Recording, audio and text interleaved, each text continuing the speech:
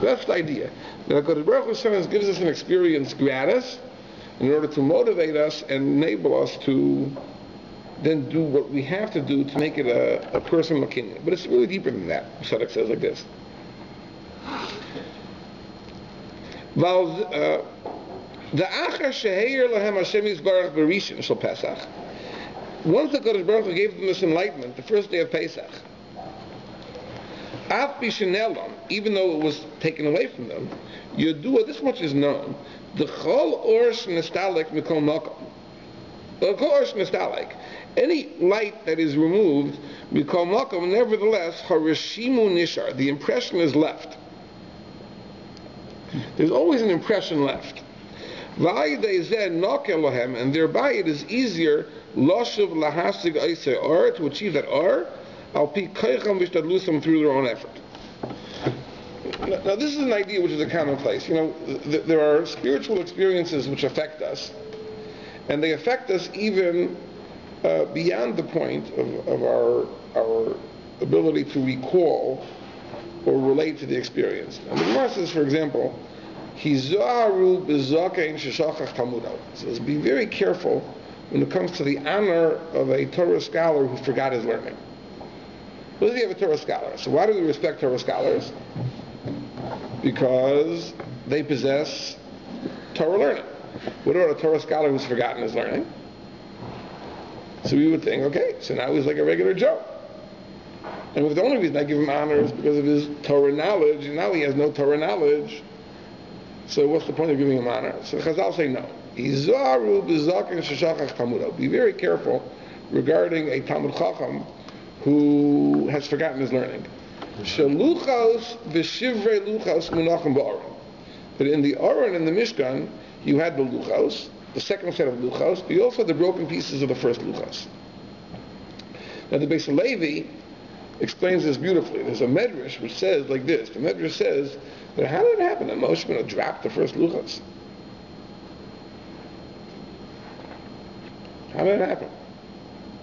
So the Beis Levi brings a Medrash like this, that what happened was that when Moshe was carrying down the first Luchos, and the Jews had performed the Egel, the letters flew off the Luchos. Now the Luchos were made of stone, they were heavy, but the letters, God's writing, was carrying the Luchos. But when the letters flew off, it was too heavy to be carried, it just collapsed and fell, shattered.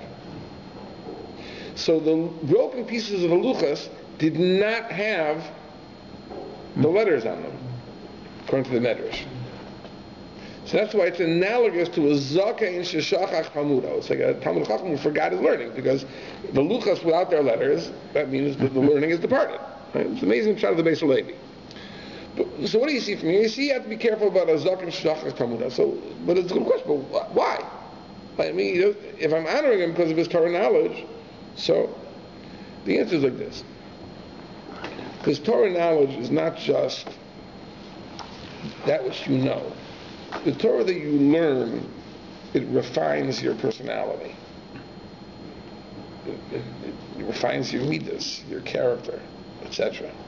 The Zakein Sheshachach Talmudo, he might have forgotten his learning. He doesn't have the substance of his learning. But the refinement that learning created is still there.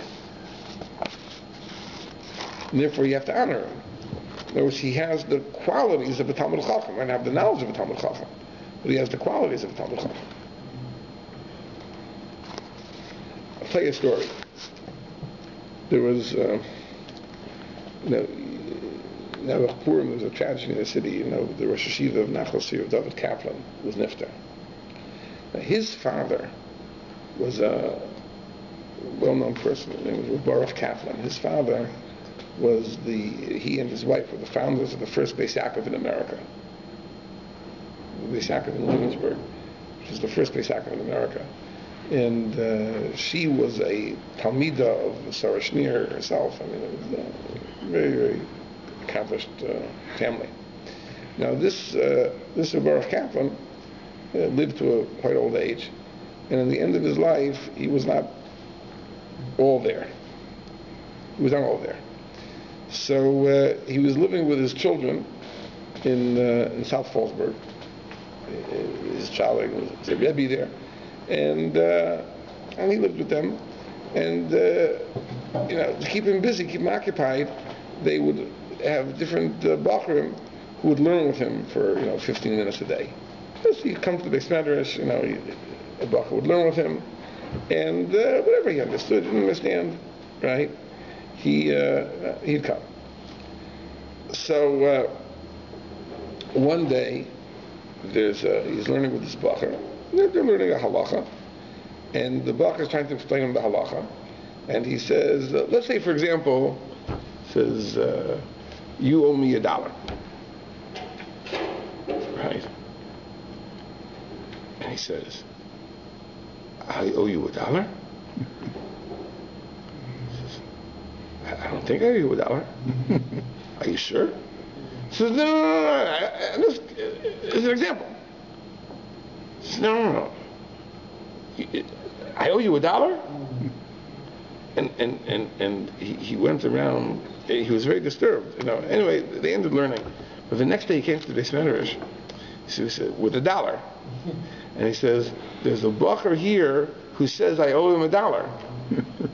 Right? He says, I don't owe him $1. I'm certain I didn't buy the $1. But he thinks that I owe him $1. I'm paying him $1. Right? Show me where the boy is.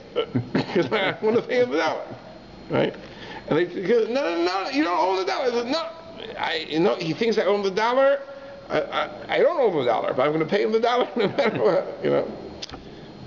In other words, he was senile. But that idea, that integrity, that honesty, that if someone has a claim against him, owes him $1, then he has to settle the claim. That you don't lose, right?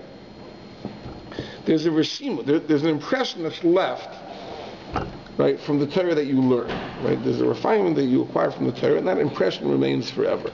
You could forget the Torah, you can even lose your mind to a certain extent. But there was a great guy in America, Rav Henkin, Tzaddok, also lived to a very, very ripe old age. And besides Yomov, he was senile.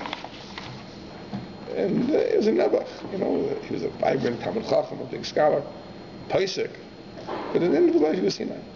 So my Rosh Yeshiva Tzaddok told me he once went to visit him on the east side, lived on the east side. And he's sitting in a rocking chair, rocking. Now, there were many things he was big on, but there were two things. One was he was very active in procuring gittin for women whose husbands were deadbeats, like they wouldn't give a get. So he worked very hard to get gittin for these women. And another interesting thing, also a pet cause of his, there's a big shaila in Paiskim whether you're allowed to eat before Tekiyah Shofar and Rosh Hashanah. Can you eat can you make kiddush before you hear the shofar? So the strict halacha seems to be no. It's a mitzvah d'oraisa, so you shouldn't eat. But in yeshivas, the custom was to make kiddush before Tekiyah Shofar, because davening is very long in yeshivas. Some yeshivas they daven at 3-4 in the afternoon, and if you would need something, you wash a plane. So in yeshivas they were lenient. But Rav Henkin held that it was a violation of halacha. So he used to call Rav Aaron Kotler, Zecher Tzaddok Levrach in Lakewood, every year before Rosh Hashanah, try to convince him, right, they should not make kiddush. So in fact, in Lakewood, there's no official kiddush. There's no official kiddush. There's a break before Tekiyah Shofar, where officially they say Tillim, and everyone goes and makes kiddush, but it's not an official kiddush, That's the compromise. As a matter of policy, there's no kiddush, but there's kiddush. In any case, so Rav Henkin is sitting in the rocking chair. He's senile. He's rocking back and forth, and all of a sudden he'll say, "To darfst geben a get. You have to give a get." Then he'd rock back and forth and say, "Returnish to essen for Tekiyas. You can't eat for Tekiyah Shofar." Then he'd rock back again and say, Just having a get. You know, the things that were important to him in his lifetime, right? There was a relation left. There's an impression left, right? And you know.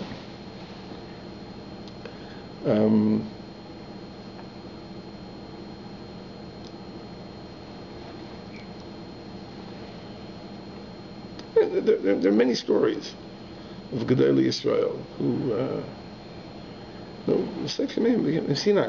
It's interesting because, the Gemara says that really Ziknei Talmidei Chachamim, elderly Talmidei Chachamim, calls man shemaskinim daitam misyasheves aleim. The older they get, the more settled their minds become. But the Gemara was speaking about a time when the average lifespan was, a person was 60. That was considered an old age. Right? People living to their 80s was unheard of. Right? So there are conditions. Alzheimer's is essentially a condition of old age. So even a Talmid Chacham isn't necessarily spared from that. But even these people, you see amazing things. You see that there's a ration, there's an impression which is left, a refinement that they achieve. And therefore, he's saying the same thing over here, that the Jews, the avodah of the Yemei Sfira, the avodah of the days of Sfira Sa'omer is to reclaim that level that was given gratis the first day of Pesach. But you only can achieve it because there still is a roshim, there still is an impression left from the first day of Pesach. And that makes it easier to reclaim it through your own effort afterward.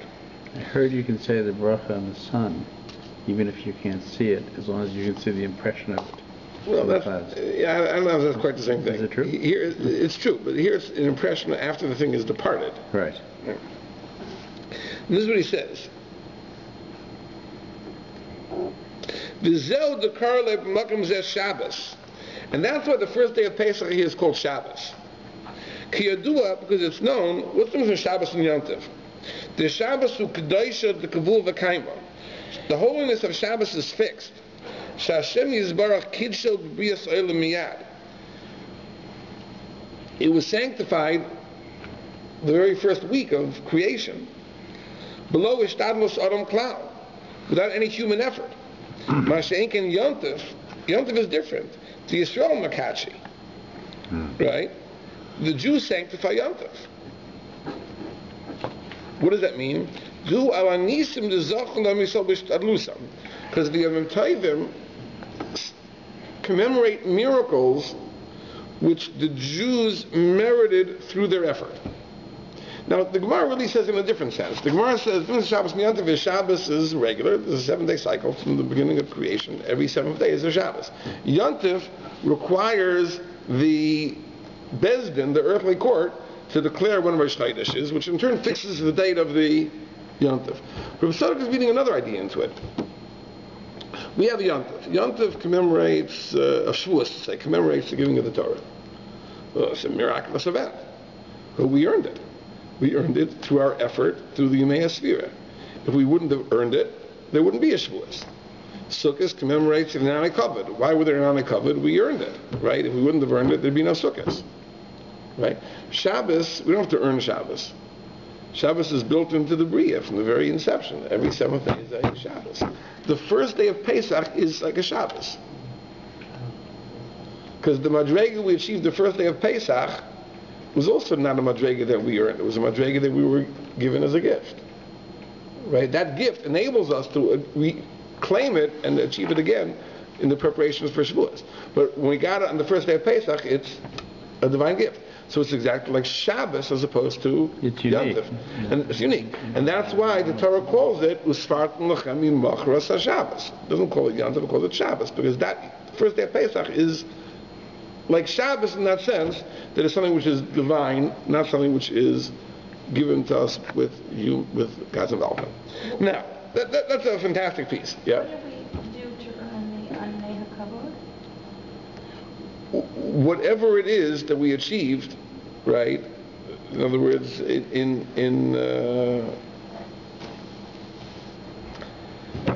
give you an example.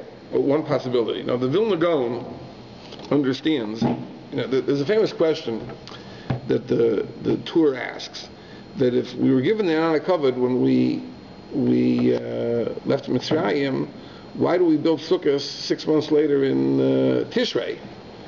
We should build sukkahs in Nisan time, Pesach. We should eat matzah in the sukkah, have the seder in the sukkah. So the Vilna Gaon says an amazing thing. The Vilna Gaon says that the sukkahs commemorate the Anana covered. The Anana covered were given to us in the beginning, but we lost the Anana covered when we committed the Chet HaEgel. When were the Anana covered restored? When Klal Yisrael did Tshuva. And the Gaon is a whole cheshbon. And he makes a cheshbon that the Anana covered were restored on the 15th day of Tishrei, which was 5 days after the Yom Kippur when they were forgiven the Chet HaEgel. So the Anana covered that we celebrate, the Gaon says, were the Anana covered that we earned through our Tshuva. Not the Anana covered that we got at Yetzias Mitzrayim. Which could be how Tzaddok also understands. That even Sukkot really is related to something we attained through our own effort. But not Pesach. Pesach is different. So Pesach is never called Shabbos.